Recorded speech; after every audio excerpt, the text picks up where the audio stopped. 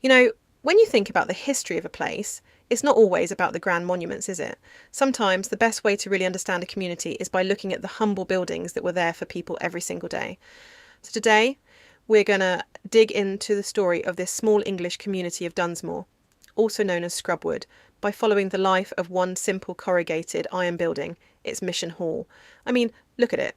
At first glance, it's just a simple structure, but this hall, wow, it was the stage for everything.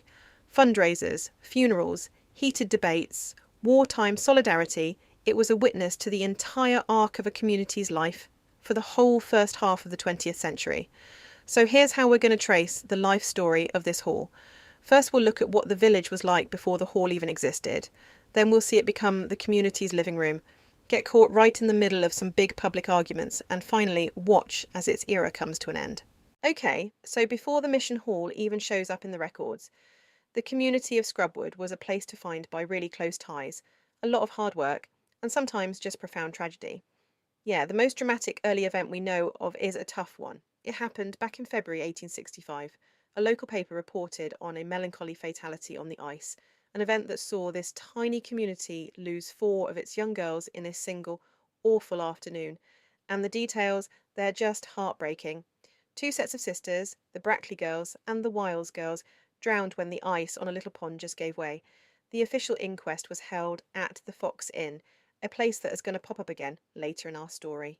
You can just feel how the entire community must have been reeling, from the 11-year-old boy who saw it happen to the local shopkeeper who helped recover the bodies. And get this tragedy even caught national attention. A letter to the Times newspaper described a scene of heartrending helplessness. It suggested the villagers were so isolated and unfamiliar with official procedures that they were actually afraid to move the children's bodies into their own homes.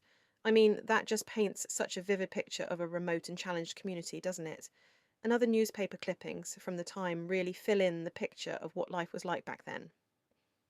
In 1874, a farmhand broke his leg in a spontaneous boxing match after, and I quote, a liberal supply of beer. Then in 1905, another resident died in a tragic farm accident. So, yeah, life was tough. Danger was, never that far away. But then into this world, a new building arrived, and this one would become the heart of the village, a shared space for celebration, for worship, and for looking out for one another. So let's talk about the Dunsmore Mission Hall itself. It was set up right around the turn of the century, we think about 1901. And we actually know that because of a newspaper article from 1932 that was celebrating its 31st anniversary. Pretty cool, huh? It was connected to the Baptist church, and its whole purpose was to be the central hub for the community, and it didn't take long for it to become a place of real fun. One of the first events we have on record is from 1908. It was a 2-night entertainment with living waxworks, music from a gramophone and dances, and the newspaper said the hall was packed on both nights. Best part, all the money they raised went right back into keeping the hall running. Then, of course, the Great War came, and the hall's role got even more serious. In 1915, it held a jumble sale to raise money for uniforms for the local volunteers. And if you want a real sense of that community spirit, just look at what they sold. It was everything from clothes to coal. They even sold a leg of mutton. Incredible. 2 years later, the hall held an event to honour the local women who were sewing bags for wounded soldiers. But the hall wasn't just a place for everyone to get along. It also became the arena where the village's biggest disagreements were hashed out, including a major fight over a simple footpath. So back in 1913, this really heated dispute over a public footpath came to a head. And the craziest part? The official inquiry wasn't held in some stuffy town hall somewhere else. No, it was held right here inside the Mission Hall itself. You can imagine the whole village was packed in there, turning the building into the very centre of the debate. Okay, so the battle lines were drawn pretty clearly. On one side, you had the parish council. They argued the path was an ancient public right-of-way and that it was vital for safety, especially with more cars on the road. On the other side was Mrs. Deering, the landlady of the Fox Inn who had blocked the path. She claimed it was unnecessary, only used by tourists, or as she called them, London weekenders, and not by the actual locals.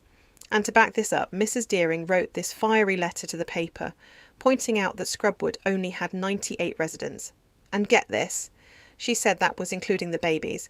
Her whole argument was basically, how can a village this tiny possibly need two paths running side by side? But the parish council had a secret weapon, and it was a powerful one. The memories of the village elders. One by one, the old inhabitants stood up in the mission hall to give their testimony. The first was 74-year-old Haven Green. I mean, can you just imagine the power of that moment? He declared he'd used the path for 75 years, longer than he'd been alive, and had lived in Scrubwood all his days. And then up comes 79-year-old James Dancer, who remembered using that same path as a 4-year-old to get to a plating school, where kids learned to weave straw for hats. So for these folks, this wasn't about some legal document. It was about their actual lived history. That path was woven into the fabric of their lives, literally. But that footpath fight wasn't the only drama to involve the hall. Oh no, 20 years later, another dispute flared up, this time over the hall's physical boundary with that same neighbour, Mrs. Deering. So fast forward to March 1933. And this new dispute lands them in county court. And the issue?